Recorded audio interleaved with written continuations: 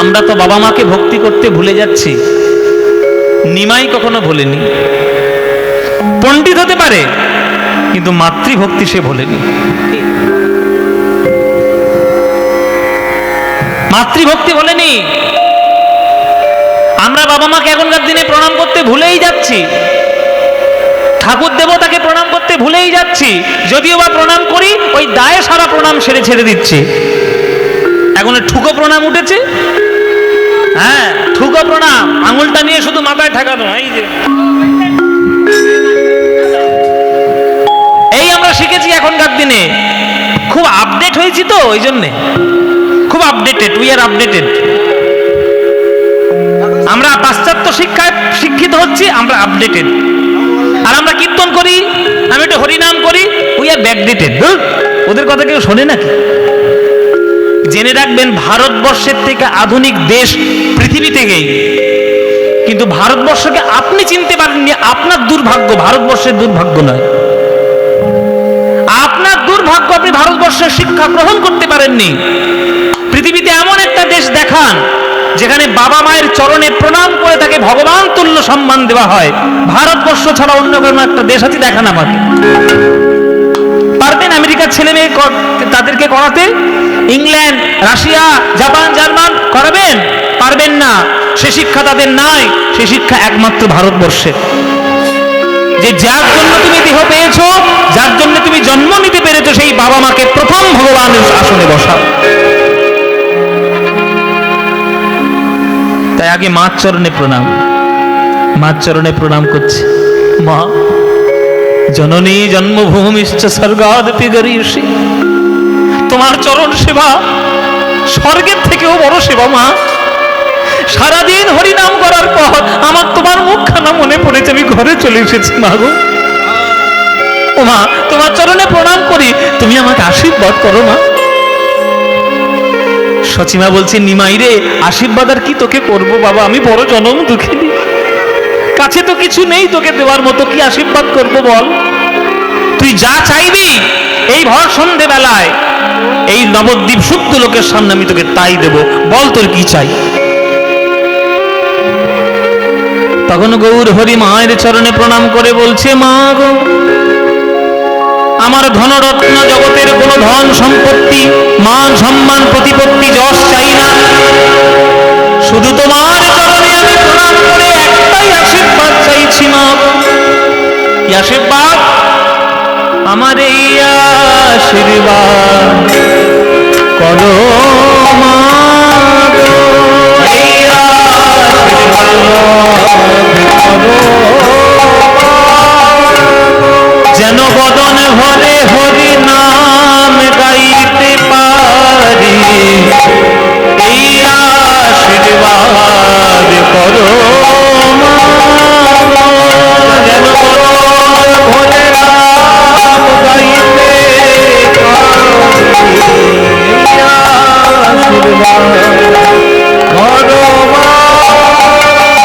আমি শুধু তোমার চরণে একটাই প্রার্থনা, আশীর্বাদ চাই মা, যেন বদন ভরে হরিনাম গাইতে পারি। এই আশীর্বাদ করো।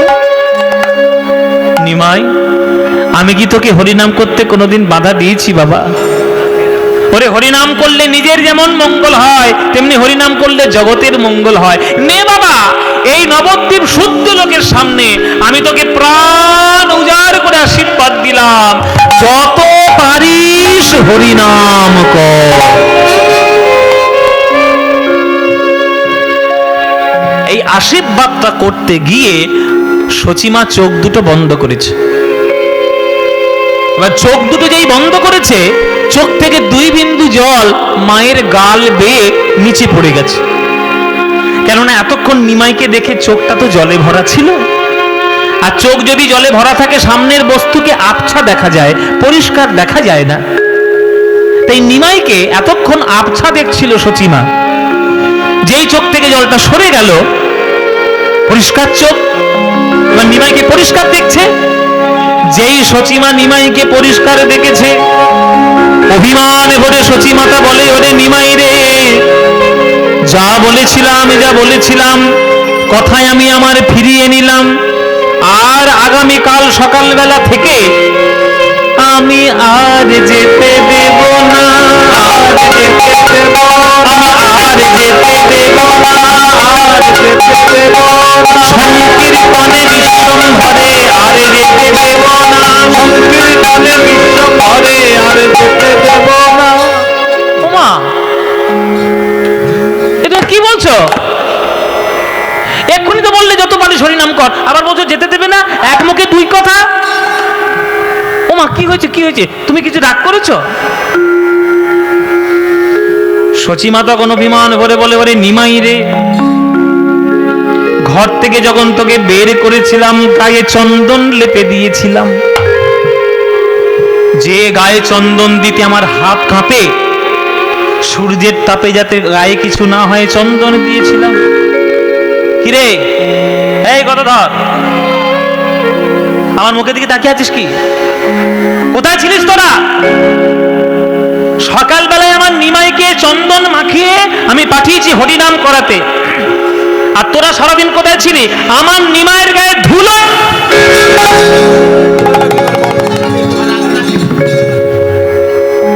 আমার নিমাইয়ের গায়ে ধুলো। এই কথা ধর, এই অদ্বৈত তুই কোথায় ছিলিস? হ্যাঁ, আমার নিমাইয়ের গায়ে ধুলো এলো কি করে?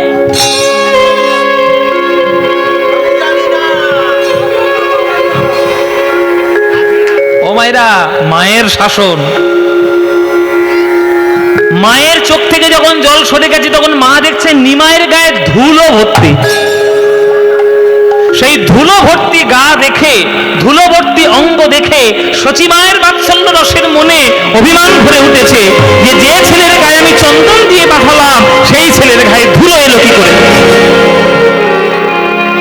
আমি আর যেতে দেব না, আর যেতে দেব না, সংকীর্তনে বিশ্বম্ভরের আর যেতে দেব না, সংকীর্তনে বিশ্বম্ভরের আর যেতে দেব না, আমি সংকীর্তনে বিশ্বম্ভরের আর যেতে দেব না,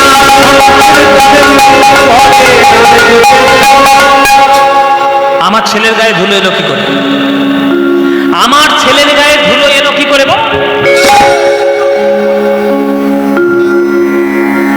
গদাধর তখন ছুটে এসছে মায়ের কাছে, মা মা মা, তুমি আমাদের উপর রাগ করো না মা, তুমি বিশ্বাস করো, তোমার পা ছুঁয়ে বলছি মা, তুমি বিশ্বাস করো, আমরা কেউ তোমার নিমাইয়ের গায়ে ধুলো দিইনি। বলে তাহলে নিমাইয়ের গায়ে ধুলোটা এলো কি করে? বলে সেই কথা তোমার নিমাইকেই জিজ্ঞেস করো। তোমার এই নিমাই বড্ড দুষ্ট হয়ে গেছে, আমাদের একটাও কথা শুনতে চায় না, এই ছেলেটা এমন। আমরা বারবার বলেছি এই নিমাই এত গায়ে ধুলো মেখো না, মা আমাদের বকাবকি করবে। এই নিমাই, তোমার ছেলে নিমাই এত দুষ্ট হয়েছে, আর রাস্তার মাঝখানে গিয়ে যেইখানেই ধুলো দেখবে সেইখানেই গিয়ে ইচ্ছে করে গড়াগড়ি দেবে। সচিমা বলছে কেন? আমার নিমাই এমন করবে কেন? আমার নিমাই কি কচি খোকা নাকি যে ধুলো দেখলে গড়াগড়ি দেবে? ওরে আমার নিমাই পণ্ডিত নিমাই, কেশব কাশ্মীরির মতো পণ্ডিতকে হারিয়ে দিয়ে সেই নবদ্বীপে বসে, আর সেই নিমাই ধুলোয় গড়াগড়ি দেবে, তার কি মাথার খারাপ হয়েছে নাকি? তখন গদাধর মনে মনে বলছে, ওগো মা সচিমা, তুমি তো তোমার নিমাইকে চেনো না, তোমার নিমাই কি এমনি এমনি গায়ে ধুলো মাখে? ধুলো মাখার একটা কারণ আছে। কি কারণ? মনে মনে বলছে গদাধর, ওগো মা, তুমি বুঝতে পারছো না। ও মা, তুমি আমাদের দোষ দিচ্ছ তো, আমার কাছে শোনো মা। গদাধর বলছে, শোনো মা, আসলে তোমার নিমাই এমনি ধুলো মাখে না, তোমার নিমাই ধুলো মাখার সাধ পেয়েছে, সাধ পেয়েছে, ভক্ত পদ ধুলো মাখার সাধ পেয়েছে, ভক্ত পদ ধুলো মাখার সাধ পেয়েছে, ভক্ত পদ ধুলো মাখার সাধ পেয়েছে। এই আমাকে কি পাগল পেয়েছিস নাকি? ধুলো মাখার আবার স্বাদ থাকবে কি রে? ধুলো টক মিষ্টি না ঝাল যে ধুলো মাখার স্বাদ থাকবে? ও মায়েরা, এই যে পপকর্ন খাচ্ছে বসে বসে, এদিকে তাকাও, পায়ে ধুলো আছে, পায়ে ধুলো আছে, চেটে খেয়ে দেখো কিরম খেতে। পায়ে ধুলো আছে তো, একটু চেটে দেখো কিরকম খেতে, টক না মিষ্টি না ঝাল? ঝাল ঝাল মতো মায়েরা বলছে বাবা ধুলো মাখার আবার কোনো স্বাদ থাকে নাকি? ধুলো আবার টক কি মিষ্টি কি ঝাল কি? ও মায়েরা, এখানে স্বাদ শব্দের অর্থ দন্তে শয় বয়াকার দ, স্বাদ টেস্ট নয়।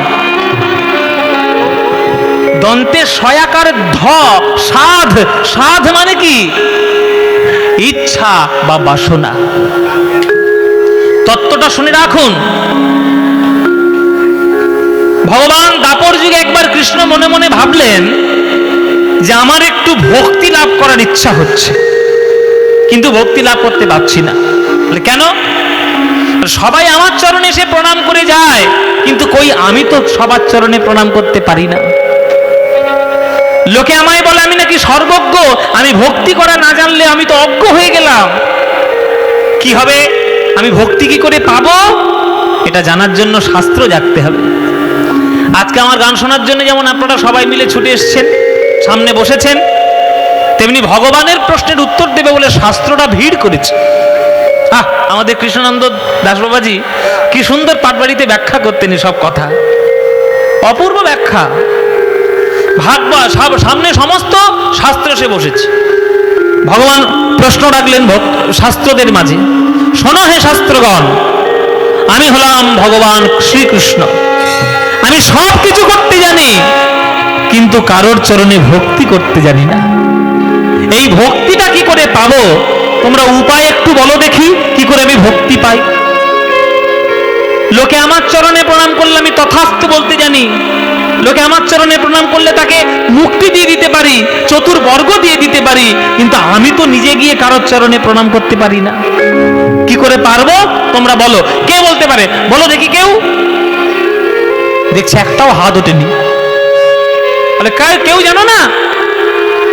তখন দেখছি কোণের দিকে একটা ভক্ত হাত তুলে বসে আছে। এই তুমি হাত তুলে বসে আছো কেন? উঠে দাঁড়াও, তোমার নাম কি? সে ভক্তটা উঠে দাঁড়িয়েছে, আর তার বুকের মাঝখানে তার নাম লেখা, তার নাম হচ্ছে শ্রীমদ্ ভাগবত। শ্রীমদ্ ভাগবত বলছে, ঠাকুর আমি তোমার প্রশ্নের উত্তর দিতে জানি, আমার কাছে উত্তর আছে, তবে বলতে পারবো না। কেন? বলে আমার স্বাধীনতা নেই। তুমি যদি আমাকে বাক স্বাধীনতা দিতে পারো তবে আমি কথাটা বলবো। ভগবান বলছে, বেশ, এই কেউ কিচ্ছু বলবে না, আমি বাক স্বাধীনতা দিলাম ভাগবতকে। বলো ভাগবত কি বলার আছে বলো। তখন ভাগবত বলছে, শোনো প্রভু, ভারতবর্ষের সংবিধান আর ভক্তি জগতের সংবিধান আকাশ পাতাল পার্থক্য রয়েছে। কিসের পার্থক্য? ভারতবর্ষের সংবিধানে সংখ্যালঘুদের জন্য কিছু কিছু বিশেষ বিশেষ সুযোগ সুবিধা আছে, আছে না? যারা ভারতবর্ষের সংবিধানের মাইনরিটি সম্প্রদায়, তাদের জন্য সুযোগ সুবিধা আছে, কিন্তু ভক্তি জগতের সংবিধানে কারোর জন্য কোনো রকম সুযোগ সুবিধা নাই। হে ভগবান গোবিন্দচন্দ্র, তুমি যদি ভক্তের ভক্তি উপলব্ধি করতে চাও, ভক্তি অর্জন করার জন্য একটা রাস্তার ভিখারি যা করে, তুমি বিশ্বব্রহ্মাণ্ডের মালিক হলেও তোমাকেও তাই করতে হবে। যদি পারো তবেই ভগবানকে ডাকতে, তবেই তুমি ভক্তি পাবে ভগবান, নইলে পাবে না। তাহলে কিভাবে পাবো? বলে কেন, আমি তো বলে দিয়েছি প্রহ্লাদ মহারাজের মুখে শ্রীমদ্ ভাগবতে। কি বলেছ?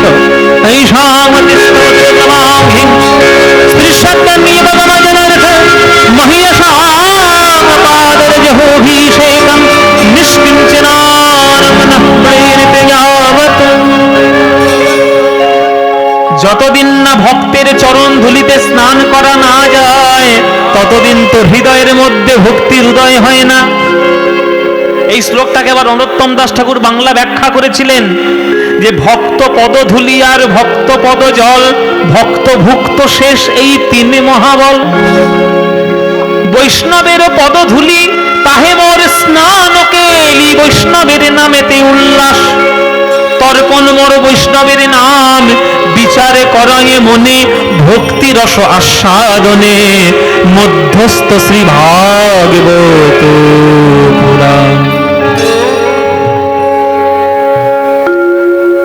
ভক্তের চরণ ধুলিতে স্নান করতে হবে ভগবান। আপনি পারবেন? যেদিন পারবেন সেই দিনেই আপনার হৃদয়ে ভক্তি উদয় হবে।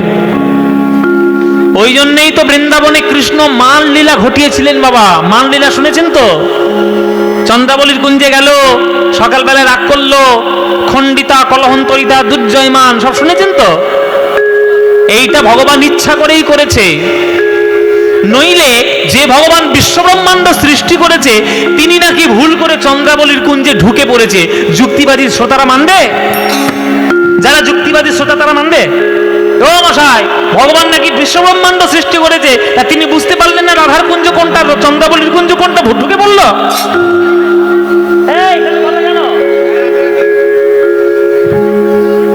বুঝতে পারলো? আসলে ইচ্ছা করেই ঢুকেছে চন্দ্রাবলীর কুঞ্জে, ভুল করে নয় গো বাবা, ইচ্ছা করে। কেননা কৃষ্ণ জানে ইচ্ছা করে চন্দ্রাবলীর কুঞ্জে না গেলে রাধারানীর মান হবে না, আর মান যতক্ষণ না হবে রাধারানীর চরণটাও ধরতে পারবে না, আর চরণ যতক্ষণ না ধরবে স্মরণানন খণ্ডন মমশিরে সীমন্দনন দেহি পদপল্লবদারম করতে পারবে না, আর রাধারানীর চরণগুলো গায়ে না মাখলে আজ গৌর হতে পারবে না।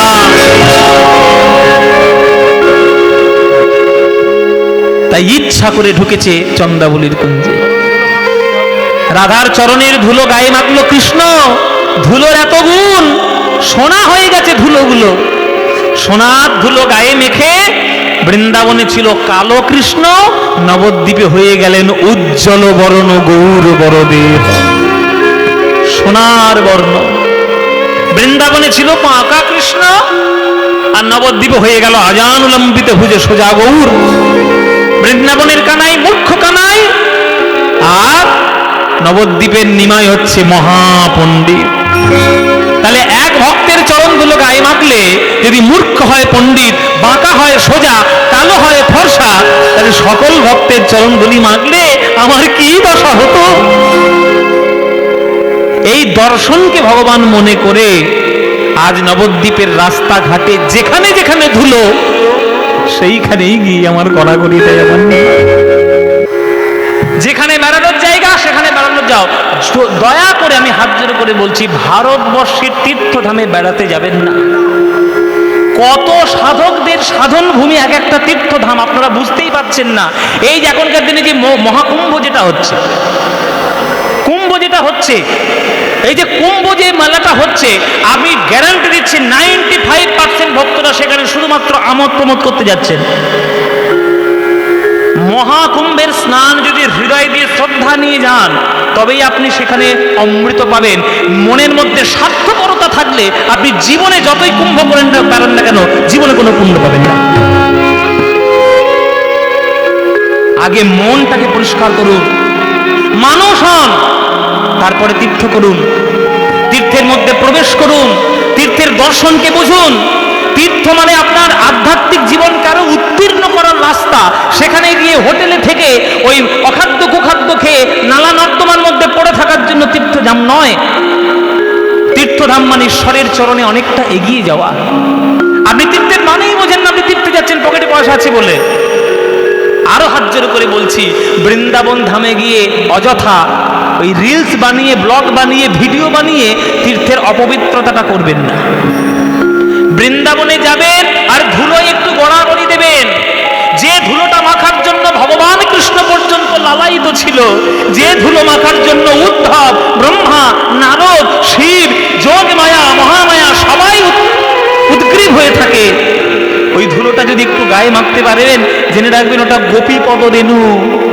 কোথাও না কোথাও ধুলোর মধ্যে বৃন্দাবনের গোপীদের চরণের ধুলো মাখানো আছে। ওইটাকে গ্রহণ করুন হৃদয় দিয়ে, অপবিত্র করবেন না। গানের মধ্যেও বলা আছে যে বৃন্দাবনে গেলে কি পাবে? কিচ্ছু পাবে না, একটা জিনিস পাবে। পদাবলীর শেষে যখন পদকর্তার নাম বলা হয়, শ্রোতা হোক, গায়ক হোক, সবাই সেই পদকর্তার নাম শুনে করজোরে একটু প্রণাম জানাবেন। তাদের সাধনা, তাদের শিল্প সত্তা, তাদের কাব্য শক্তিকে সম্মান জানাবেন। আজকে বলে দিলাম, আপনারা যখনই এবার কীর্তন শুনবেন এইটা মনে করে রাখবেন।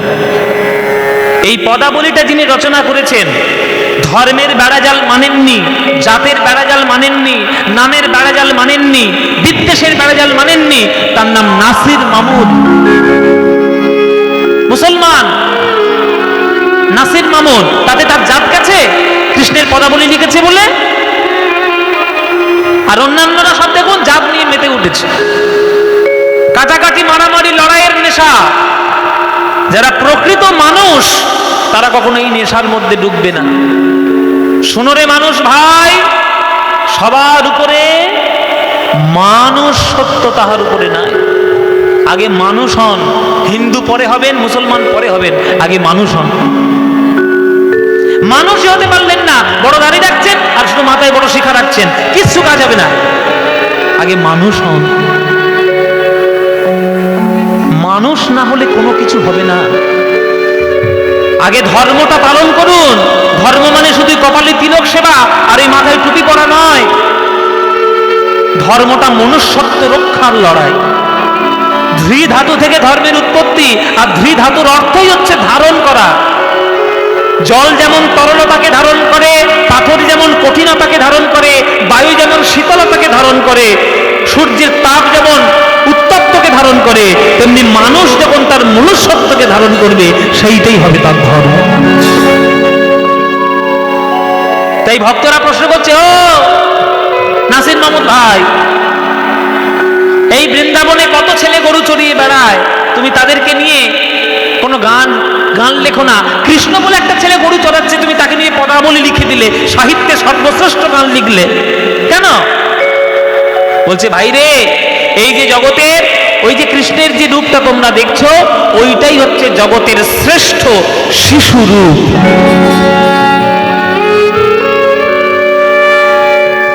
ওই যে কাজী নজরুল ইসলাম বলেছিল না, খেলিছ এ বিশ্ব লয়ে বিরাট শিশু। কি বলছে? গানটা গাইতে বলছে কে? ওই কমিটি। এই দেখো, এই কমিটি গাইতে বলেছে, গানটা গাইবো নাকি বাবা? খেলিছ এ বিশ্ব লয়ে বিরাট শিশু। আমি যেখানেই গান করতে যাই সেখানেই ভক্তরা একেবারে ছেঁকে আমায় ধরে, দাদা কোনো গান করুন বা না করুন, ওই গানটা আমাদের একটু শোনাতে হবে। এই গান তো আমার গান নয়, আমি একটু গেয়েছি মাত্র, কিন্তু গানটা হচ্ছে কাজী নজরুল ইসলামের। আপনারা যদি মানুষ হন, যদি মনুষ্যত্বের পথে হাঁটেন, প্রত্যেক দিন সকালবেলা উঠে একবার কাজী নজরুল ইসলামকে প্রণাম করে ঘরের বাইরে বেরোবেন। ভগবানকে ভালোবেসেছেন মানে সারা জীবন চোখের জলে আপনাকে কাঁদতে হবে। যদি কাঁদার মানসিকতা থাকে তাহলে ভালোবাসুন, নইলে টাকা পয়সা ভালোবাসুন, তাতে অনেক বেশি লাভ হবে, অনেক বেশি লাভ হবে। কিন্তু ভগবানকে ভালোবাসতে গেলে চোখের জল সার হবে, এইটা মনে করে ভালোবাসবে। তার প্রমাণ আছে, আমি দিয়ে দিচ্ছি প্রমাণ, শাস্ত্র ধরে প্রমাণ দিয়ে দেব। সত্যযুগ থেকে কলিযুগ পর্যন্ত 4 যুগের প্রমাণ আমি দেব আপনাদের। আপনারা এতদিন ধরে গান শুনছেন, আপনারা বিদগ্ধ শ্রোতা, আপনারা বলুন, সত্যযুগে প্রহ্লাদ ভগবানকে ভালোবেসে হেসেছেন বেশি না কেঁদেছেন বেশি? ধ্রুব ভগবানকে ভালোবেসে হেসেছেন বেশি না কেঁদেছেন বেশি? কেঁদেছেন বেশি। রামচন্দ্রকে ভালোবেসে সীতামা হেসেছেন না কেঁদেছেন? কেঁদেছেন। কৃষ্ণকে ভালোবেসে রাধা হেসেছেন না কেঁদেছেন? কেঁদেছেন। কলিযুগে মীরাবাই কৃষ্ণকে ভালোবেসে হেসেছেন বেশি না কেঁদেছেন? কেঁদেছেন। গৌরাঙ্গকে ভালোবেসে বিষ্ণুপ্রিয়া হেসেছেন বেশি না কেঁদেছেন? কেঁদেছেন। তাহলে সত্যযুগ থেকে কলিযুগ পর্যন্ত প্রমাণ আছে, যারা যারা ভগবানকে ভালোবেসেছে তারাই ভগবানের জন্য কেঁদেছে। আর আপনি ফুর্তি করতে করতে ভগবান পাবেন, হাসতে হাসতে, হাসতে হাসতে জীবনে পাবেন না। কৃষ্ণ বলে কাঁদার যে কি সুখ, সেটা যারা কাঁদতে জানে তারাই জানে, আর কেউ জানে না। কৃষ্ণ বলে কান্নার যে সুখ, সেটা পৃথিবীর কোটি টাকার সম্পত্তির থেকেও অনেক বেশি উৎকৃষ্ট। দেখবেন একটা বাজারে একটা ফুলের দোকান বসে, একটা বাজারে একটা হয়তো ফুলের দোকান বসে, সকাল থেকে সন্ধ্যে পর্যন্ত 100 খানা লোক গেছে তার কাছে ফুল কিনতে। এই 100 জন গেছে কিন্তু 100 রকমের মানসিকতা নিয়ে। কেউ ফুল কিনতে গেছে ঘর সাজাবে, কেউ ফুল কিনতে গেছে প্রেমিকের হাতে দেবে বলে, কেউ ফুল কিনতে গেছে বাবার চরণে দেবে বলে, কেউ ফুল কিনতে গেছে ঘর ডেকোরেশন করবে বলে, কেউ ফুল কিনতে গেছে বিয়ে বাড়ি সাজাবে বলে, কেউ ফুল কিনতে গেছে শ্মশানে মৃত বাবার চরণে দেবে বলে, কেউ আবার ফুল কিনতে গেছে ভগবানের চরণের পুজোর সেবায় লাগিয়ে ভগবানের সেবা করবে বলে। এই যে এতগুলো ফুল এতগুলো জায়গায় যে গেল, সবার থেকে ভাগ্য কার ভালো? কোন ফুলটার ভাগ্য ভালো বাবা? যে সরাসরি ভগবানের সেবায় গেল। আপনারা জেনে রাখুন, আপনারা হলেন ফুলের মতো, আপনারা প্রত্যেককে ফুলের মতো। জীবনটাকে ফুলের মতো চিন্তা করবেন যে ভগবান অনেক কষ্ট করে আপনার এই জীবনটিকে, মানব দেহটিকে সাজিয়ে গুছিয়ে জগতে প্রেজেন্ট করেছে, জগতে উপহার দিয়েছে। এটাকে যেখানে সেখানে নোংরামোর মধ্যে ফেলে রাখার জন্য নয়। একটা ফুলের যেমন ভাগ্য হয় ঈশ্বরের চরণে সেবা করার পরে, তবে মানব জীবনেরও সার্থকতা যদি ভগবান গোবিন্দের চরণ সে লাভ করতে পারে, তবেই তার সার্থকতা। জীবনটিকে ফুল ভাবুন, ফুল ভাবছেন না, জীবনটিকে ফুর্তি আনন্দের একটা যন্ত্র মনে করে ফেলেছেন।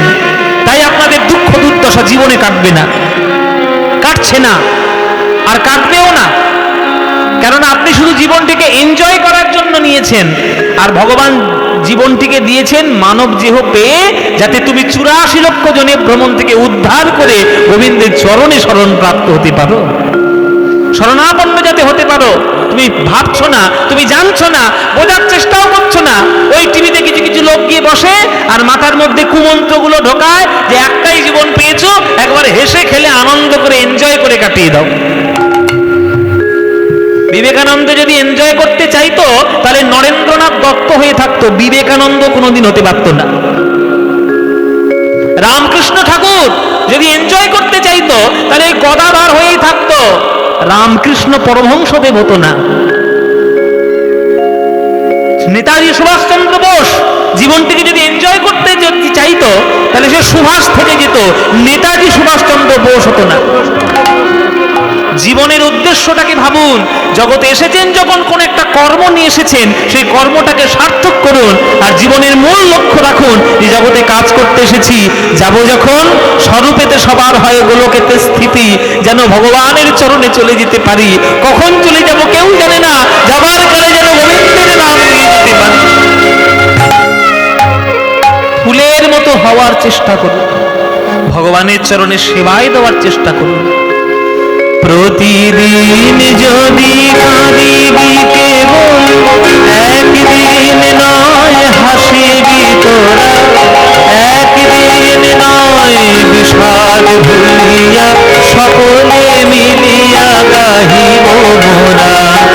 ভাবনা কাহারে বলে সখী, যাতনা কাহারে বলে, তোমরা যে বলো দিবস রজনী, ভালোবাসা ভালোবাসা সখী, ভালোবাসা তারে বলে, সেটিকে বলি যাতনা, সেটিকে বলি যাতনা, সেটিকে বলি যাতনা।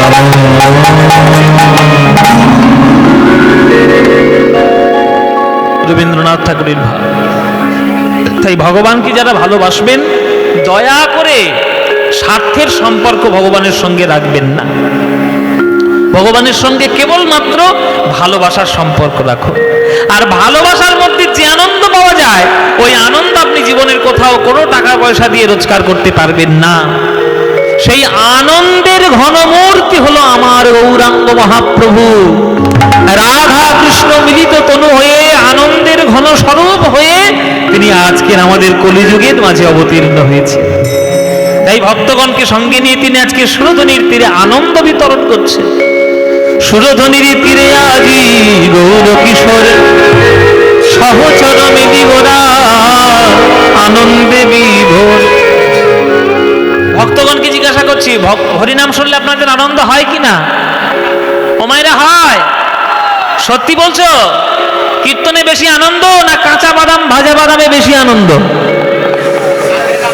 হ্যাঁ, কীর্তনের আনন্দ বেশি তো বাবা। দেখবেন অনেক গান বেরোয়, ওই দুদিন কানকে ঝালাপালা করে দিয়ে দূর হয়ে চলে যায়, কিন্তু হরি হে বধু হে কৃষ্ণ হে গৌর হে কোনোদিন বন্ধ হবে? কোনোদিন বন্ধ হবে না, কেননা এটা ভক্তদের হৃদয়ের আকুলতার ডাক, এ বন্ধ হওয়ার কখনো নয়। তাই কীর্তন সর্বশ্রেষ্ঠ ছিল, কীর্তন সর্বশ্রেষ্ঠ আছে, আর কীর্তন সর্বশ্রেষ্ঠ থাকবে, কারোর কিছু করার নেই। যে যত বড়ই হম্বিতম্বি করে লাফালাফি করো, কীর্তন শ্রেষ্ঠ ছিল, আছে, থাকবে। সেটাকে আপনারা যদি হৃদয় দিয়ে প্রকৃত কীর্তন যদি শুনতে পারেন, তাহলে আপনাদের জীবনে কল্যাণ হবেই হবে, গ্যারান্টি একেবারে।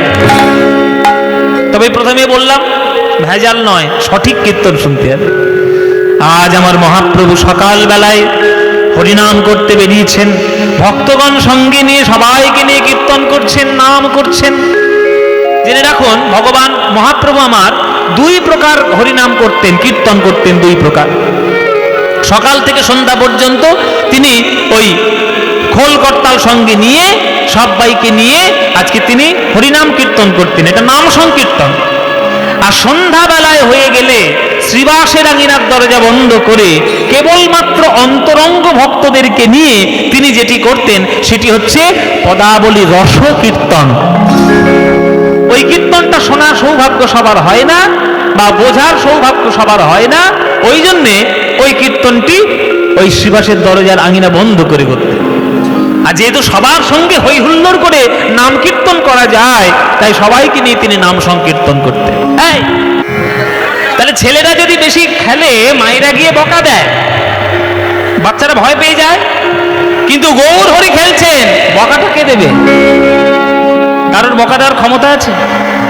কেউ বকতে পারবে না। আজকে তিনি খেলছেন না, সে সত্যযুগ থেকে শুরু করেছেন। সত্যযুগে খেলাকে এত ভালোবেসেছেন যে নিজেকে 4 ভাগে বিভক্ত করেছেন গোলক বৈকুণ্ঠ ধাম। 4 ভাগ। জেনে রাখুন, শ্রীমদ্ ভাগবত যদি পড়েন জানবেন যে ভগবান শ্রীবিষ্ণুর 4 ভাগ গোলক বৈকুণ্ঠ ধামে রয়েছে। বাসুদেব, শঙ্কর্ষণ, প্রদ্যুম্ন, অনিরুদ্ধ, এই 4টে ভাগ। 4 ভাগে তিনি বিভিন্ন লীলা করে সত্যযুগের খেলা খেলেছেন। ত্রেতা যুগ যেই পড়লো, ওই 4 ভাগ 4 ভাই হয়ে দশরথের বাড়িতে জন্মগ্রহণ করলেন। কে কে? দশরথের বাড়িতে 4 ভাইয়ের নাম কি আপনারা সবাই জানেন। বলুন তো মায়ের নামগুলো কি কি? হ্যাঁ, রাম, লক্ষ্মণ, ভরত, শত্রুঘ্ন। তাহলে রামকে বাসুদেব হলেন রাম, আমাদের লক্ষ্মণকে শঙ্কর্ষণ হলেন লক্ষ্মণ, হ্যাঁ, প্রদ্যুম্ন হলেন ভরত, আর অনিরুদ্ধ হলেন শত্রুঘ্ন। এই রাম, লক্ষ্মণ, ভরত, শত্রুঘ্ন 4 ভাই হয়ে তারা দশরথের বাড়িতে খেলা করলেন ত্রেতা যুগে। কিন্তু ভাই ভাই শুধু খেলা করে আনন্দ আছে? যদি পাড়ার 2-1টা বন্ধু বান্ধব না আসে, আনন্দ হবে? একটু বন্ধু বান্ধব দরকার। তাই ভগবান মনে মনে ভাবলেন, আমার একটু বন্ধু বান্ধব দরকার। তো বন্ধু বান্ধব কি হবে? দেখুন, দাপর যুগে দাদা বলরামও রইল, আর 24 জন বন্ধু এসে ভগবানের সঙ্গে তারা খেলা করল। এবার ভগবানের আনন্দ আরো বেড়ে গেল। এ তো বেশি আনন্দ, যত বন্ধু বান্ধব বাড়ছে, যত লোক সংখ্যা বাড়ছে, এত আনন্দ বেশি। গোবিন্দ আমার মনে মনে ভাবিলেন যে সত্য যুগে শুধু ভার রূপে খেলেছিলাম, আনন্দ পেলাম, ত্রেতা যুগে 4 ভাই রূপে খেললাম, তাতেও আনন্দ পেলাম, আবার দাপর যুগে দাদা বলরাম আর 24 জন সখা নিয়ে খেললাম, তাতেও আনন্দ পেলাম, কিন্তু এতেও তোমার পূর্ণ আনন্দ হলো না। যদি সকলকে নিয়ে খেলতে পারতাম, যাকে দেখবো তাকেই যদি কোলে জড়িয়ে ধরে খেলতে পারি, তবেই তো আমার আনন্দ হবে। তাই দেখুন, সেই দাপর যুগের ভগবান কলিযুগে গৌর হরি হয়ে এলো, আর যাকে কাছে পেল তাকেই কলদান করে নিয়ে তার সঙ্গেই হরিনামের খেলায় মত্ত। কেউ বাদ যায়নি। মুসলমান, চাঁদ গাজী, হরিদাস সবাই তারা খেলা করেছে। মহাতান্ত্রিক চাপাল গোপাল তারাও খেলা করেছে। মাতাল জগাই মাদাই তারাও খেলা করেছেন। অহংকারী পণ্ডিত কেশব কাশ্মীরি, সার্বভৌম ভট্টাচার্য তারাও খেলা করেছে। গিয়েছে, কেউ বাদ যায়নি। আবার রাজা, পুরীর রাজা প্রতাপ রুদ্র, তিনিও খেলা করেছে। মহাপ্রভুর কলিযুগের খেলায় কেউ মহাপ্রভুর থেকে বাদ যায়নি, সবাইকে নিয়ে খেলা করেছে। আপনারা সেই মহাপ্রভুর সঙ্গে খেলা খেলবেন নাকি? আপনারা খেলা করতে চান? সত্যিকারে চান? বাহ! আমার এই কর্তৃপক্ষের তরফ থেকে ভক্তদের কাছে একটা নিবেদন, এই মায়েরা এই বিরাট বড় হরিনাম সংকীর্তনের আয়োজনে এই মায়েরা আপনাদের চরণ প্রান্তে ভিক্ষার আঁচল পেতে যাচ্ছে। যার যেমন সামর্থ্য, যার যেমন ইচ্ছা, যার যতটুকু সাধ্য, আপনারা প্রাণ ভরে একটু উজাড় করে এই হরিনাম সংকীর্তন একটু দান করবেন। দান কখনো সৎ কার্যে করলে বৃথা কোনো দিন যায় না। অসৎ কার্যে 1 টাকা খরচা করলে ওটা আপনার 100 টাকাই লস হয়ে যাবে। কিন্তু সৎ কার্যে যদি আপনি 1 টাকাও দান করেন, ওই 1 টাকা ঘুরে ফিরে আপনার জীবনে লক্ষ্য হয়ে ফিরবে, কোনো চিন্তা নেই। প্রাণ ভরে একটু দান দেবেন। এই মায়েরা ভিক্ষার আঁচল পেতে যাচ্ছে, সব যার যার কাছে যাবে আপনারা প্রাণ ভরে একটু উজাড় করে যার যতটুকু সাধ্য দান দেবেন। জয় নিতাই। তাহলে আপনারা কি মহাপ্রভুর সঙ্গে খেলা করতে চান? দাপর যুগের খেলা আলাদা, কলিযুগের খেলা কিন্তু আলাদা। বৃন্দাবন আর নবদ্বীপ দুটোর খেলা কিন্তু আলাদা, অথচ খেলোয়াড় একই খেলোয়াড়। আলাদা বৃন্দাবনে খেলেছেন, আলাদা নবদ্বীপে খেলছেন। কেমন? বৃন্দাবনের খেলা ছিল গোধন চারণ, বৃন্দাবনের খেলা ছিল বৃন্দাবনের খেলা ছিল গোধন চারণ, বৃন্দাবনের খেলা ছিল আর নবদ্বীপের খেলা হলো নাম সংকীর্তন।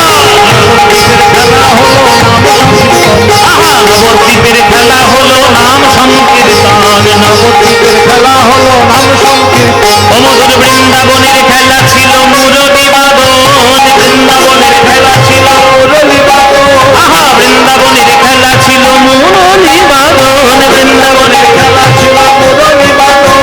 আর নবদ্বীপের খেলা হলো মৃদঙ্গ বাদন, এই নবদ্বীপের খেলা হলো মৃদঙ্গ বাদন। বৃন্দাবনের খেলা ছিল মাঠে দৌড়া দৌড়ি, বৃন্দাবনের খেলা ছিল মাঠে দৌড়া দৌড়ি। বৃন্দাবনের খেলা ছিল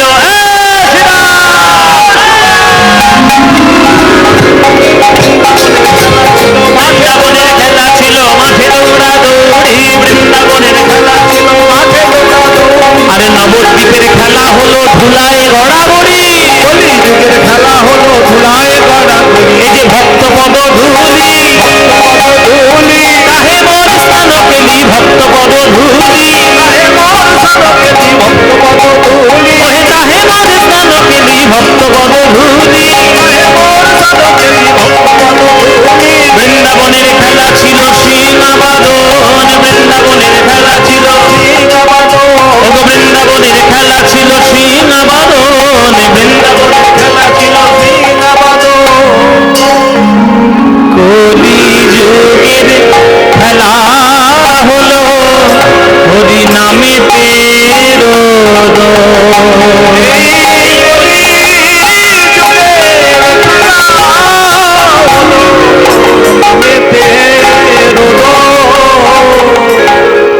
আপনারা আজকে যারা গান শুনছেন, যারা যারা ভগবানের সঙ্গে খেলা করতে চান, যারা যারা ভগবানের সঙ্গে হরিনামের খেলা করতে চান, তারা সবাই হাত তুলবেন। কারা কারা ভগবানের সঙ্গে খেলা করতে চান? ওরে ভাই, তো সবাই হাত তুলেছেন, সবাই আপনারা খেলা করতে চান। ও মায়েরা, এই যে আমি এখানে দাঁড়িয়ে কীর্তন করছি, আপনাদের ভালো লাগছে? হ্যাঁ, ভালো লাগছে? সত্যি বলছেন তো? আচ্ছা, এইবার মনে মনে একটু কল্পনা করে দেখুন তো, আমার মতো এক অস্পৃশ্য নরকের কীট অধম আপনাদের সামনে দাঁড়িয়ে কীর্তন করছি, আপনারা সবাই হাত তুলে বলছেন ভালো লাগছে। চিন্তা করে একবার বলুন, এইখানে আমি না দাঁড়িয়ে 500 বছর আগে যদি আপনারা এখানে বসতেন, আর যদি স্বয়ং গৌর হরি কীর্তন করত, বলুন আনন্দ হতো কিনা? সে আনন্দ আমরা তুলনা করতে পারবো? ওরে বাপ রে বাপ, সেটা একেবারে সমস্ত পৃথিবীর সম্পত্তি বিকিয়ে যাবে, সে আনন্দের কোনো তুলনা হয় না।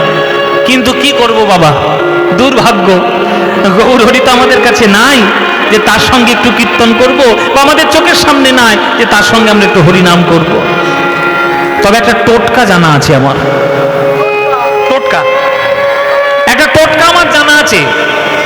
এই টোটকাটা যদি আপনারা করতে পারেন, আমি গ্যারান্টি দেব আপনারা গৌর হরি স্বয়ং ভগবানের সঙ্গেই আপনারা কীর্তন করতে পারবেন।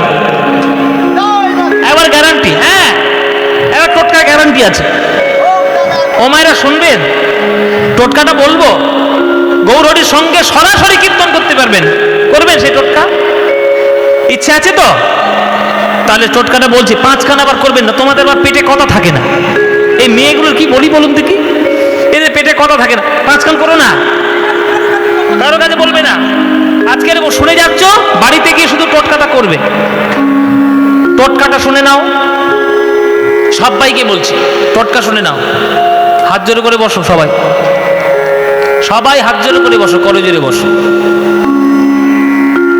এমন কিছু আহামরি টোটকা নয়, এমন কিছু করতেই হবে না, খরচা 1 টাকাও হবে না, কিন্তু লাভ হবে 100%। কি করবেন জানেন? করো জোরে বসবেন। নিজের বাড়িতে নিশ্চয়ই ঘরের কোণে একটা ঠাকুরের আসন নিশ্চয়ই পাতা আছে, আছে তো মায়েরা?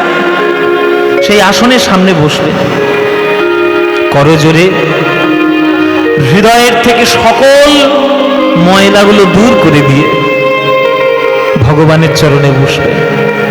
বেশি কিছু করতে হবে না, শুধু হৃদয়ে ভরা ভক্তি দিয়ে যদি হরি বলে কাঁদতে পারো, যদি হরি বলে কাঁদতে পারো, যদি একবার হরি হরি বলে কাঁদতে পারো, যদি হরি বলে কাঁদতে পারো, তোমাদের জাতির বিচার, তোমাদের জাতের বিচার আর করবে না গো।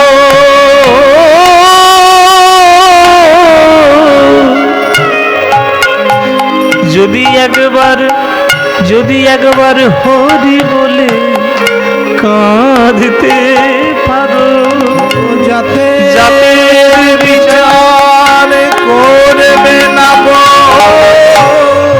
হরি বলে কাঁদতে পারো, তোমরা মহাপ্রভুর খেলা,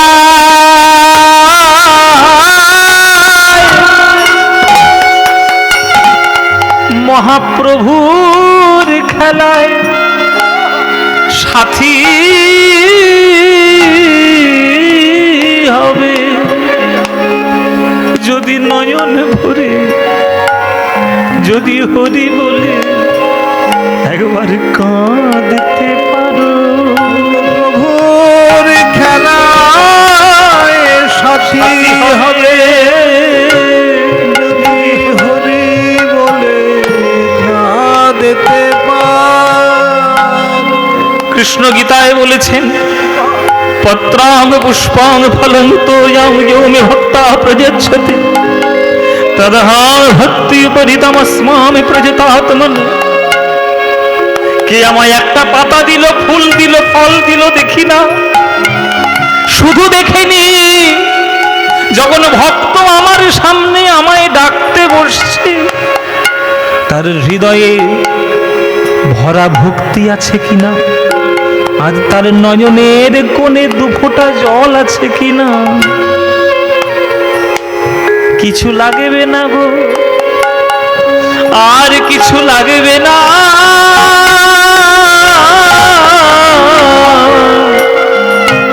যদি একবার হরি বলে, যদি একবার নয়ন ধারায় কাঁদতে পারো, নয়ন ধারায় কাঁদতে পারো, যদি একবার নয়ন ধারায় কাঁদতে পারো, নয়ন ধারায় কাঁদতে পারো। বছর এই টোটকাটা করে দেখুন, 1 বছর। যদি 60 বছর বেঁচে থাকেন, 59 বছর ভগবানের, 59 বছর সংসারের জন্য দিন, 1 বছর মাত্র ভগবানের জন্য দিন, দেখবেন হাতে নাতে ফল পাবেন। যদি করে দেখতে পারেন, স্বয়ং গৌর হরি আপনাকে কোলে জড়িয়ে ধরার জন্য আকুলি বিকুলি হয়ে ছুটে আসবে, তার সঙ্গে একটু কীর্তন করানোর জন্য। আমরা কি বলুন তো, সব কিছু দেওয়ার জন্য ব্যস্ত, ভক্তি আমরা কেউ তার চরণে দিতে পারি না। ভক্তি পারি না বলে ভগবান আমাদের কাছে আসে না। আর ভগবান অর্থে কোনোদিন বশীভূত নন, ভগবান বশীভূত একমাত্র ভক্তিতে, অন্য কিছুতে নয়। তাই আপনাদের কাছে আমার করজোরে প্রার্থনা, সময় নেই এই কথাটি বলবেন না। আজকের সময় পেয়েছেন, কাজটা করে নিন। কমল দল জল জীবন টলমল, ভজহু হরিপদ নীতিরে। পদ্ম ফুলের পাতায় যেমন জল টলমল করে, স্থির কখনো থাকে না। আজকের আপনি সময় পেয়েছেন, আজকেই কাজে লাগিয়ে নিন। কালকের বেঁচে থাকবেন কিনা কেউ বলতে পারবে না। এই সময়টাকে কাজে লাগান। রাস্তা ঘাটে, মাঠে ঘাটে, ঘরে বাইরে, যেখানে আপনার সময় হবে, মহাপ্রভু গলা ফাটিয়ে চিৎকার করে বলে গেছে, খাইতে শুইতে নাম যথা তথালয়, কাল দেশ নিয়ম নেই, সর্বসিদ্ধি হয়। কোনো নিয়ম করতে হবে না, যে কোনো অবস্থাতেই নাম শুদ্ধ। আপনার যখন মনে হবে তখনই আপনি নাম করুন, কিন্তু করুন, নামটা করুন। নাম তার ফল দেবেই দেবে। মায়েরা আমার সঙ্গে বলুন তো, তেঁতুল বলুন, তেঁতুল তেঁতুল তেঁতুল তেঁতুল তেঁতুল তেঁতুল তেঁতুল তেঁতুল, দেখবেন মুখের মধ্যে জল চলে আসবে, খানিকক্ষণ পরে মুখের মধ্যে টক ভাব চলে আসবে। তার একটা সামান্য জাগতিক তেঁতুল নাম বারবার উচ্চারণের ফলে জিভে যদি জল আসতে পারে, অনন্ত ব্রহ্মাণ্ডের অনন্ত শ্রেষ্ঠ নাম ভগবান কৃষ্ণের নাম দুচোখ ভরে, 2 বাহু ভরে ডাকলে নয়নে এক বিন্দু জল আসবে না। নামের প্রভাব, নামটা করুন তো। তাই যেখানে সময় পাবেন প্রাণ ভরে আমার গৌরাঙ্গের নাম করে নেবেন। করতালি দিয়ে আমার সঙ্গে একবার বলুন দেখি, ভজ গৌরাঙ্গ কহ গৌরাঙ্গ, লহ গৌরাঙ্গে নাম রে, ভজ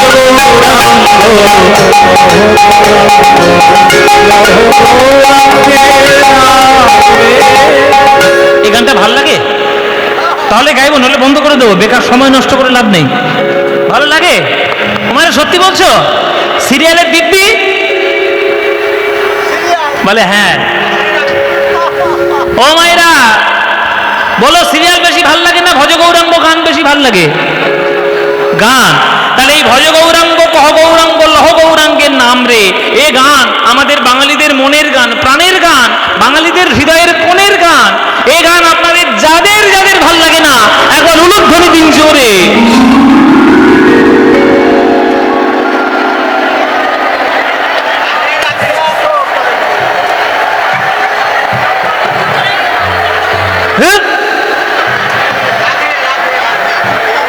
গাড়ি ওই পাশেই আছে, এক্ষুনি বাড়ি চলে যাব।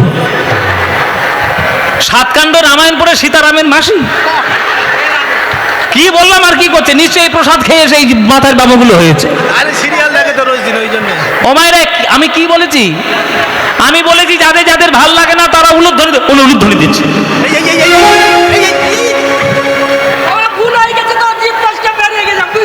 বলে জিভ ফসকে বেরিয়ে গেছে, ভাবের গতি দিয়ে ফেলেছে। আহা, কি ভাব নিবি আমার। ও মায়েরা, ভুল হয়েছে কিনা? হয়েছে ভুল, স্বীকার করছে তো? ব্যাস, স্বীকার করে নিলেই মাপ হয়ে গেল। এইবার যারা যারা এই গানটি ভালোবাসো, এইবার উলুধ্বনিটা তারাই দাও দেখি। বাহ, ভালোবাসে, ভালোবাসে, ভালোবাসে গো, ভালোবাসে। ভুল করে দিয়ে ফেলেছে, কি করবে? তাহলে ভালো যখন বাসো, এই গানটা আমার সঙ্গে করতালি দিয়ে সবাই মিলে করতে পারবে, এমন জোরে করবে হাসনাবাদ পর্যন্ত শোনা যায়। আমবাড়ি একটা কীর্তন হচ্ছে বটে, হ্যাঁ, সবাই মিলে আমার সঙ্গে করতালি দিয়ে আমার সঙ্গে এই গানটি গাইবেন। বলুন, ভজ গৌরাঙ্গ কহ গৌরাঙ্গ লহ গৌরাঙ্গে নাম দে। বলো, ভজ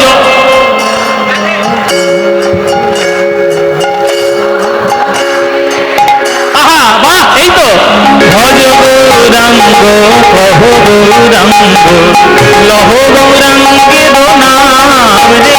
বলো,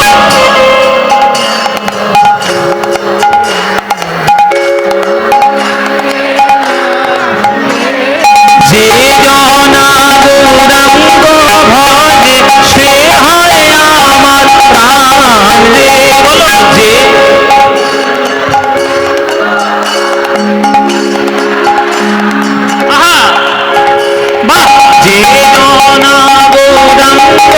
ভজে সে হয় আমার প্রাণ রে। বলো,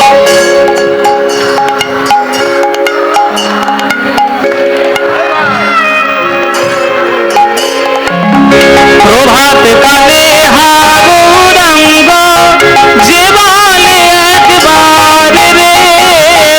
প্রভাত কালে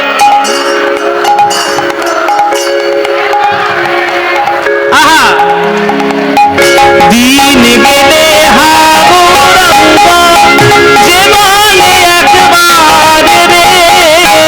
দিন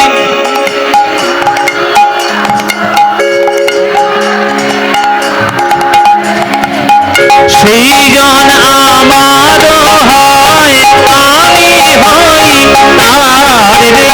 বলো, সেই জন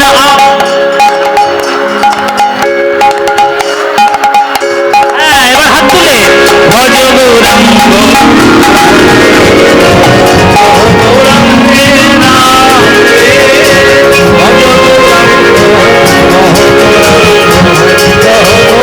যে জনা গৌরাঙ্গ ভজে সে হয় আমার প্রাণ রে। যে জনা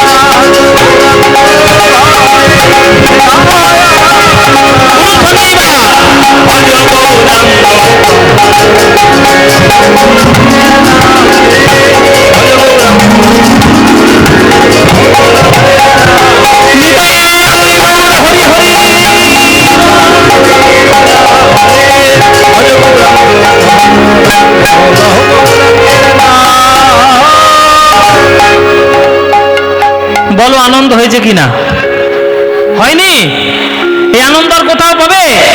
এই আনন্দ পেতে গেলে প্রত্যেক বছরে আমবেড়িয়াতে কীর্তন শুনতে আসতে হবে।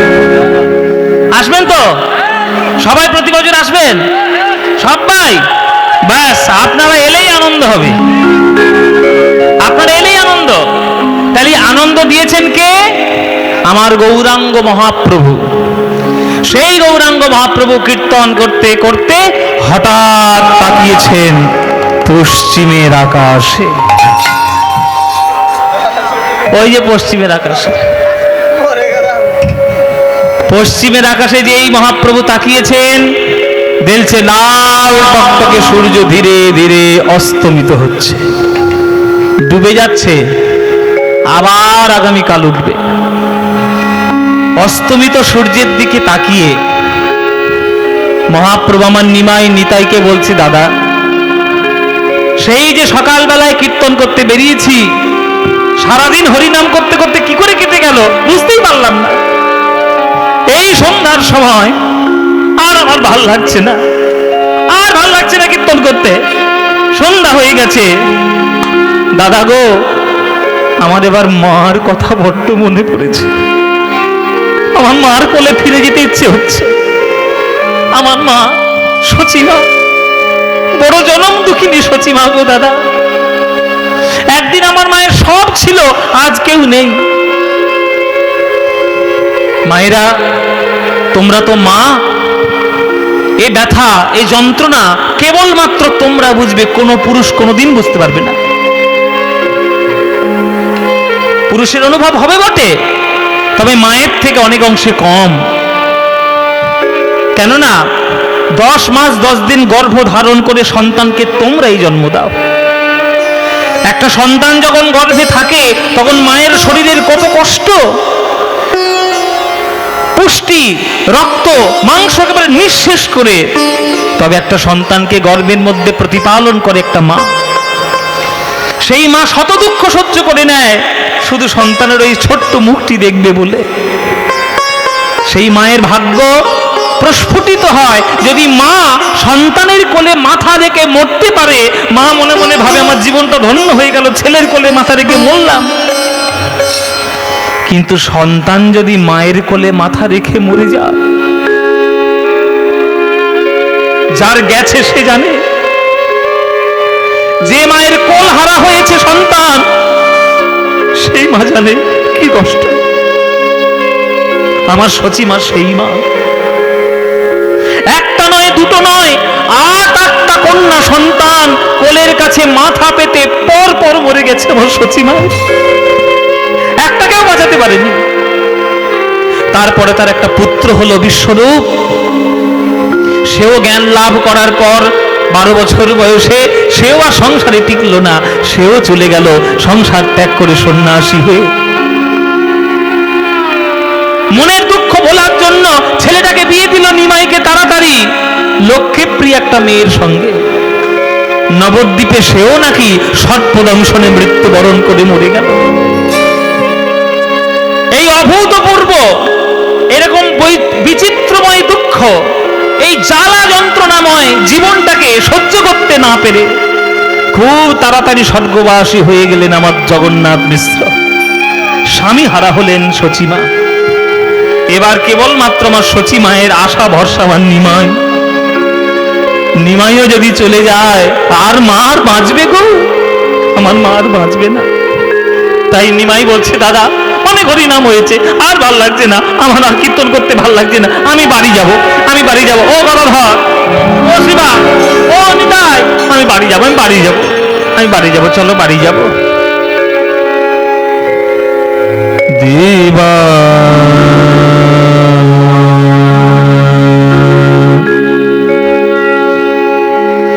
পশ্চিমের ঢলে যাওয়া সূর্য দেখে আমার গৌর হরি বাড়ি ফিরে আসছেন হরিনাম করতে করতে। এই যে হরিনাম করতে করতে বাড়ি ফিরছেন, এই যে সুরটা, এই সুরটি পূরবী ঠাটের মধ্যে আমরা একটু বিচরণ করব। দেখবেন এই সুরটাই এত সুন্দরভাবে মা তার বাৎসল্য স্নেহ রসে ভরিয়ে রয়েছে। আপনারা সুরটা অনুভব করলেই মায়ের স্নেহ বুঝতে পারবেন। বিকেল বেলায় মা আমার ঘরে ফিরে চলেছেন। দিবা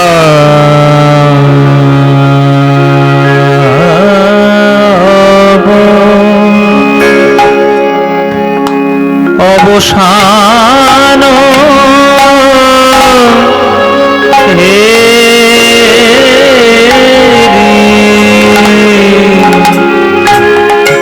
প্রভু আমাদের গৃহে চলি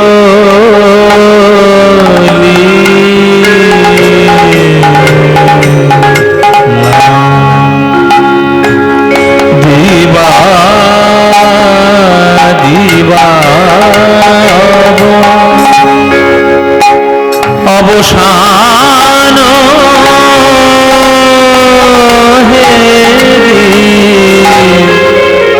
আস্তে, কথা নয়, কথা বন্ধ। সবাই করজোরে বসুন, হাত জোর করে কীর্তনটা শুনুন, অনুভব করুন। যিনি কীর্তন গাইবে শুধু তিনি অনুভব করলে হবে না, আপনাদের অনুভব করতে হবে, তবে আদান প্রদান হবে। মন দিয়ে শুনুন, সুরটি দেখুন। দেবা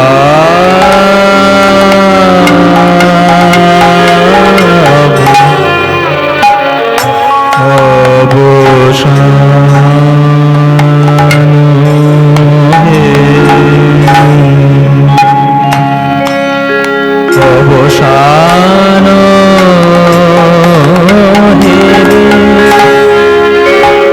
অবসান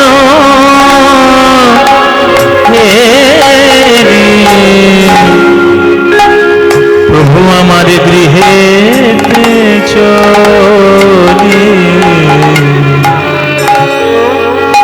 ওগো জননী চরণে আসি, জননী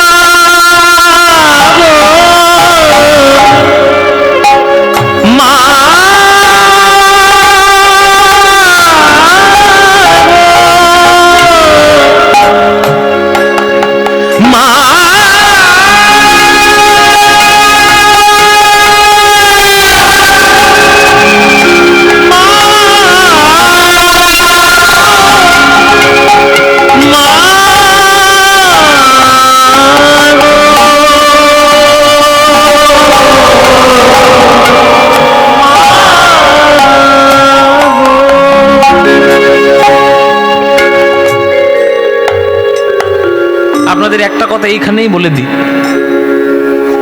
এই যে সুরটা শুনছেন,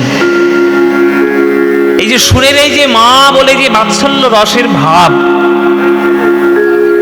আপনারা যারা শুনছেন, জেনে রাখবেন এই সমস্ত সুর যিনি তৈরি করেছেন, যিনি আমাদেরকে শিখিয়েছেন, আমারও বিরাট বড় সৌভাগ্যবাজ, আপনাদেরও বিরাট বড় সৌভাগ্যবাজ। আমার পরে তিনিই গান করতে আসবেন, তিনি আমার কীর্তনের আদর্শ, তিনি আমার কীর্তনের গুরু, যাকে আদর্শ করে আমি আমার জীবনের কীর্তন পথটি অগ্রসর করিয়েছি। আমাদের বর্তমানে কীর্তন জগতের সবার গুরু, কীর্তন জগতের সবার গুরু আমাদের কীর্তন সম্রাট আমার গুরুদেব শ্রী সুমন ভট্টাচার্য মহাশয়। আপনাদের কাছে কীর্তন করবে আমারই পরে। তিনি বড় যত্ন করে সব গান আমাদেরকে শুনিয়েছেন। আমাদের যতটুকু সাধ্য হয়েছে, যতটুকু পেরেছি ততটুকু শিখেছি। শিক্ষার তো অনেক বাকি, সারা জীবন তো শিখতে হবে। শিক্ষা শেষ মানে চিতায় উঠতে হবে। তো যতটুকু পেরেছি শিখেছি, আরও চেষ্টা করছি শেখার। কিন্তু আমার বলতে বড় গৌরব হয় যে আমি এমন একজন মানুষের কাছে শিখেছি যিনি প্রকৃত অর্থে প্রকৃত কীর্তনী এবং প্রকৃত জ্ঞানী মানুষ। এই যে সুর, ভাবতে পারছেন যে এই যে পুরবী ঠাটের মধ্যে যে বাৎসল্য রস হয়, এটার মধ্যে করিমা লাগছে, আবার রাগ কেদারের মধ্যে সেখানেও করিমা লাগবে, কিন্তু দুটো করিমা আলাদা। একটা শৃঙ্গার রস, একটা বাৎসল্য রস। এটা বাৎসল্য রসের গান। যদি মন দিয়ে শোনেন, মাকে আপনি খুঁজে পাবেন এই সুরের মধ্যে। দেখুন কেমন সুন্দর। জননী চরণে আসি, জননী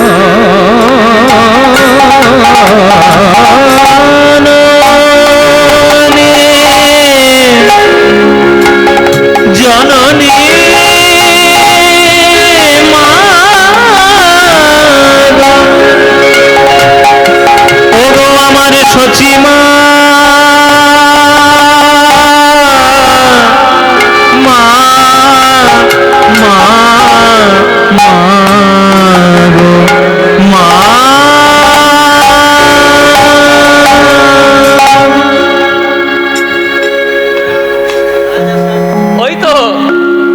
ওই তো আসছি গো, ওই তো আমার নিমাই আসছে গো। ও দিদি, ওই দেখো আমার নিমাই আসছে, ওই ওই ওই আমার নিমাই, ওই দেখো। হাজার হাজার লোকের মধ্যে যদি আমার নিমাই থাকে, আমি একবার দেখলেই চিনতে পারবো ওই তো আমার নিমাই। বলে কেন? বলে হাজার হাজার লোক যতই লম্বা হোক, আমার নিমাইয়ের থেকে বেশি লম্বা কেউ নয়। আমার নিমাই কত লম্বা জানো? আজান লম্বিত ভুজেও হাতটা হাঁটু পর্যন্ত এমনি চলে যায়। ও মায়েরা, আমরা সোজা হয়ে দাঁড়ালে আমাদের হাত দেখবেন হাঁটুর উপরে, কিন্তু মহাপ্রভু সোজা হয়ে দাঁড়ালে হাতটা হাঁটু পর্যন্ত এমনি চলে যায়। কত বড় হাত বুঝতে পারছেন? আর সেই হাতের 3.5 হাত মাপ নয়, 4 হাত মাপ, সাংঘাতিক লম্বা নিমাই। এই হাজার হাজার লোকের মধ্যে থাকলেও আমার মা ঠিক চিনতে পারবে। আর ছেলে বেটে হোক আর লম্বা হোক, মার চোখ থেকে ছেলেকে ফাঁকি দেওয়ানো কাউকে সম্ভব নয়। রক্তের টান বলে কথা, নারীর টান বলে কথা, মা একবার দেখলেই ছেলেকে চিনতে পারবে। ওই তো আমার নিমাই আসছে, ওই তো আমার নিমাই। চলো জননী চরণে প্রণাম করিলা, প্রণাম করিলা, প্রণাম করিলা। জননী চরণে আসি, প্রভু আমার প্রণাম করি।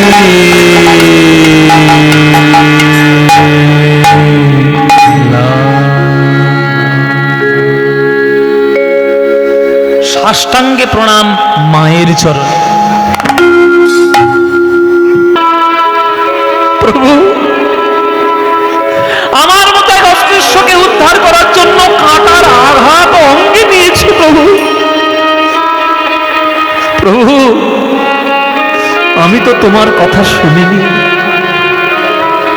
আমি তো তোমার কথা মানিনি,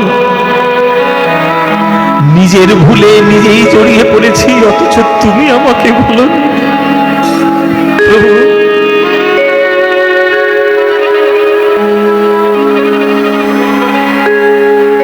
আমি তো তোমারে চাহিনি জীবনে, তুমি অভাগারে চেয়েছো। আমি না ডাকিতে আমার হৃদয়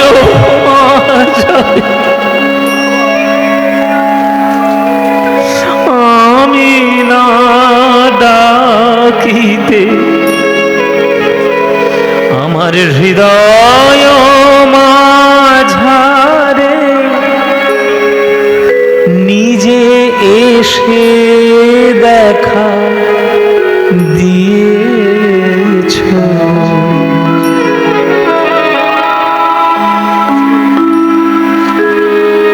কে বলেছ? ভগবানকে তোমরা কি কি দিয়েছ? কিচ্ছু দাওনি, তোমরা কিছু দাওনি।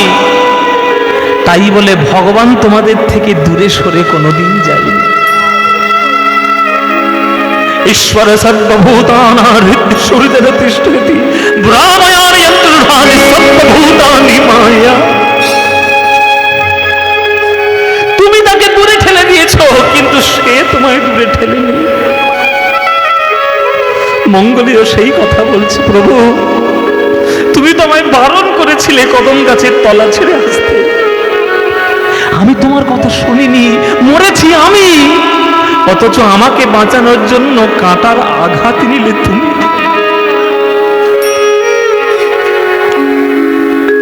ও পথে যেও না, ফিরে এসো বলে কানে কানে কতই কয়েছ। ও পথে যেও না,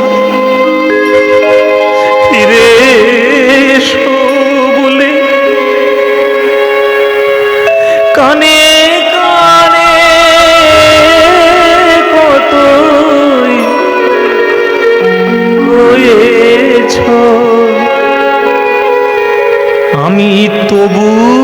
চলে গেছি, আমায় ফিরায় আনিতে,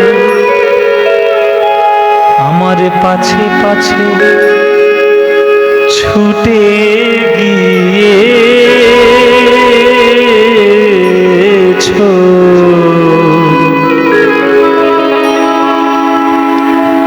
আমি তো তোমারে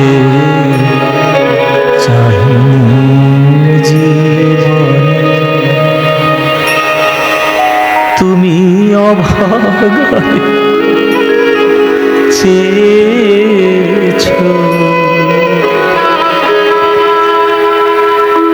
রজনীকান্তের গান অমৃত নয়, মধু নয়, জগতের শ্রেষ্ঠ ভাব লুকানো রয়েছে। গোবিন্দ কোলে তুলে নিলেন মঙ্গলীকে। মঙ্গলী, বেশি কথা বলিস না, ঘরে চল। মঙ্গলী গোবিন্দের অঙ্গ লেহন করছে জিহ্বা দিয়ে। প্রভু, তুমি যদি একটু দেরি করতে আসতে, এই অন্ধকার মাঠের মধ্যে বাঘ, ভাল্লুক, হাতি, সিংহ, এদের জ্বালায় আমার প্রাণ যেত। এই পশুগুলো কি বাবা? কাম, ক্রোধ, লোভ, মোহ, মদ, মাৎসর্য। কিন্তু গোবিন্দ উদ্ধার করলেন, গোবিন্দ উদ্ধার করলেন। তাহলে মঙ্গলীর ভাগ্য হয়েছে যে গোবিন্দের কোলে উঠে উদ্ধার পাওয়ার। তত্ত্বের দিকে আমি ব্যাখ্যা করেছি যে আমরাও হলাম মঙ্গলী, তাহলে আমাদের উদ্ধার করবে কে বাবা? মঙ্গলীকে উদ্ধার না হয় গোবিন্দ করলেন, আমাদের উদ্ধার কে করবে? আমরাও তো মঙ্গলী। চিন্তা করবেন না, উপায় আছে। জীবের নিস্তার লাগি নন্দসুত হরি, ভুবনে প্রকাশ হন গুরুর গুরু। সৎগুরুর চরণাশ্রয় করুন। সৎগুরু, আমি সৎগুরু বলেছি, আমি ভেজাল গুরু বলিনি। এখন গুরুর নামে তো অনেক ভেজাল লোক বেরিয়েছে, কাকে গুরু বলে মানবেন এ তো বড় মুশকিলের ব্যাপার। কিন্তু আপনার ভাগ্য যদি সৌভাগ্যে পরিবর্তিত হয়, তাহলে আপনার ভাগ্যে সঠিক গুরু আসবেই আসবে। আমার যেমন ভাগ্যে সঠিক গুরু আমি সন্ধান পেয়েছি। আজকের আপনারা যে গান শুনছেন, আমি হয়তো পূর্বজন্মে দুই একটা ভালো কাজ করেছিলাম বাবা, ওই জন্যে এই জন্মে আমার গুরু ভাগ্যটা বড় ভালো। যাদেরকে আমি আমার জীবনে গুরু রূপে পেয়েছি, তারা সবাই হচ্ছেন মহান। আমি ছোটবেলায় গান শিখতাম শরদিন্দু রায় বলে একজন মাস্টার মশাইয়ের কাছে। তিনি আমাকে পুত্র সম বলে মনে করেন, এখনো প্রচণ্ডভাবে ভালোবাসেন। তারপরে আমি শাস্ত্রীয় সঙ্গীত শেখার জন্য যাই অনল চট্টোপাধ্যায়ের কাছে। আমি দাদাই বলি, কিন্তু ভাইয়ের থেকেও বেশি স্নেহ তার কাছ থেকে আমি পেয়েছি। তারপরে তারই সান্নিধ্যে এখন বর্তমানে পণ্ডিত অজয় চক্রবর্তীর চরণে বসার সৌভাগ্য আমার হয়েছে। আর কীর্তন জগতের কথা, ছোটবেলা থেকে বহু গুরুর সান্নিধ্য আমি পেয়েছি। তাতে অরুণ চট্টোপাধ্যায়ও ছিলেন, অঞ্জন উপাধ্যায়ও ছিলেন, নীলমণি দাস ছিলেন, নিমাই বিশ্বাস ছিলেন, মায়া পোদ্দার ছিলেন। কত মানুষের সাথ আমি সঙ্গ করার চেষ্টা করেছি। সবার শেষে ভগবান আমার মনের কথা শুনেছে, তারপর একেবারে ফেলে দিয়েছে আমাকে সমুদ্রের ধারে। যে সমুদ্রের গান এক্ষুনি আপনারা শুনতে পাবেন। আমার কীর্তন গুরু, আমার আদর্শ জীবনের। আজকের নানান ধরনের কথা আপনারা বাজারে শুনবেন, কিন্তু আমার গান শুনে আপনাদের যদি কোনো অংশ ভালো লেগে থাকে, সেই ভালোর কৃতজ্ঞতাটা, ভালোর ক্রেডিটটা আমার ওই গুরুর চরণে যাবে। আর যদি কিছু খারাপ লেগে থাকে, তার সম্পূর্ণ দায়ভার আমার। খারাপটা সম্পূর্ণ দায়ভার আমার। আর যতটুকু ভালো সব আমার গুরুর কৃতিত্ব। তার গান আপনারা শুনবেন, আর এইবার শুনবেন আপনারা। আজকে জীবনে যত বড়ই সাফল্যের সিঁড়ি চড়ি না কেন, আমার মন চিরকাল আমার গুরুর চরণে রয়েছে। তিনি আমাকে ভীষণভাবে স্নেহ করেন, ভীষণই স্নেহ করেন। তার কাছে বসার সৌভাগ্য আমার হয়েছে, তার কাছে কিছু গানও শেখার সৌভাগ্য হয়েছে। আজকের যা সাকসেস আপনারা দেখছেন, এই জি বাংলা চ্যাম্পিয়ন, হ্যানা তানা, ওসব কিচ্ছু নয়। যা হয়েছে সব গুরুর আশীর্বাদে হয়েছে। আপনারা আশীর্বাদ করবেন, জীবনে এই দেহটার মধ্যে যতদিন শ্বাস প্রশ্বাস চলছে, আপনাদের আশীর্বাদে যেন এই কীর্তন গানকে নিয়ে আমি আরও এগিয়ে যেতে পারি। মরণের দিনটা যেন এই হরি সংকীর্তন গাইতে গাইতেই যেন আপনাদের চরণ প্রান্তে চলে যেতে পারি। আর আবার যদি আমি জন্ম নিই, জন্ম যাতে না নিই সেই ব্যবস্থাই করব, যাতে আর এই জগতে আর আসতে না হয়। কিন্তু যদি আমি জন্ম নিই, যদি আবার মানুষ হয়ে জন্ম নিই, আপনারা আশীর্বাদ করবেন আবার যেন আমার এই বাংলাতেই জন্ম হয়, আবার যেন এই পদাবলী কীর্তন গাওয়ার আমার সৌভাগ্য যেন হয়।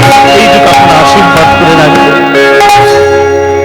কেননা এই আনন্দে, এই সমুদ্রে আমি যে পড়েছি, এর মধ্যে যে আনন্দ আমি খুঁজে পেয়েছি, এটা যারা গেছে ডুবে তারাই জানে। আমার গুরু কীর্তন সম্রাট শ্রী সুমন ভট্টাচার্য মহাশয়, তার চরণে আমার ভুল লুণ্ঠিত কোটি কোটি আমার প্রণাম।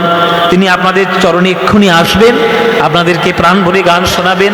আপনারা প্রাণ ভরে গান শুনবেন। প্রকৃত কীর্তন, প্রকৃত সাহিত্য, প্রকৃত সঙ্গীত, প্রকৃত গান কাকে বলে আপনারা প্রাণ ভরে শ্রবণ করবেন। তত্ত্বের নামে শুধু ওই বাচাল কোনো কথা নয়, কোনো অশাস্ত্রীয় কথা নয়, শাস্ত্র ধরে প্রমাণ প্রত্যেকটার আপনি উদাহরণ পেয়ে যাবেন আজকের আমার গুরুর গান শুনলে। তাই আপনাদের সবার চরণে বলবো, আমার গান এখনই যখন শেষ হবে, আপনারা দয়া করে যেন বিচলিত হয়ে যাবেন না, আপনারা চঞ্চল হবেন না। যে যেখানে আছেন একদম চুপচাপ বসে থাকবেন, অন্তত উনি যতক্ষণ পারবেন কীর্তন করবেন, আপনারা প্রাণ ভরে একটু শুনে নিয়ে আপনাদের জীবন আপনারা ধন্য করবেন। নিতাই গৌর প্রেমানন্দে হরি বল। জীবেরও নিস্তার লাগি নন্দসুত হরি, ভুবনে প্রকাশন গুরুরূপ ধরি। মহিমায় গুরু কৃষ্ণ একে কবি জানো, মহিমায় গুরু কৃষ্ণ একে কবি জানো, মহিমায় গুরু কৃষ্ণ একে কবি জানো, মহিমায় গুরু কৃষ্ণ একে কবি জানো। গুরু অজ্ঞাধিনে সদাই সত্য করি মানো, গুরু অজ্ঞাধিনে সদাই সত্য করি মানো। গুরু রূপে ভগবান, গুরু রূপে ভগবান, শিষ্যের করে পরিত্রাণ, গুরু রূপে ভগবান, পরিত্রাণ গুরু রূপে ভগবান, শিষ্যের করে পরিত্রাণ, গুরু রূপে ভগবান, পরিত্রাণ গুরু রূপে ভগবান। গুরু নিন্দুকের মুখ কভু না দেখিবে, যথা হয় গুরু নিন্দা সেথা না যাইবে, যথা হয় গুরু নিন্দা সেথা না যাইবে। গুরু রূপে ভগবান, গুরু রূপে ভগবান, শিষ্যের করে পরিত্রাণ, গুরু রূপে ভগবান, শিষ্যের করে পরিত্রাণ, গুরু রূপে ভগবান। ব্যাস মঙ্গলীকে কোলে করে তিনি উদ্ধার করলেন গোবিন্দ আমার। আবার সখাদের কাছে ফিরে গেলেন। যে বনে যে ভেনু ছিল ফিরাইয়া একত্র কইল, চালাইল গোকুলের মুখে। সুতকান্তি অনুপমা আগে ধাই বলরাম, সুতকান্তি অনুপমা আগে ধাই বলরাম। আর শিশু চলে ডাইনে বায়ে, আর শিশু চলে ডাইনে বায়ে।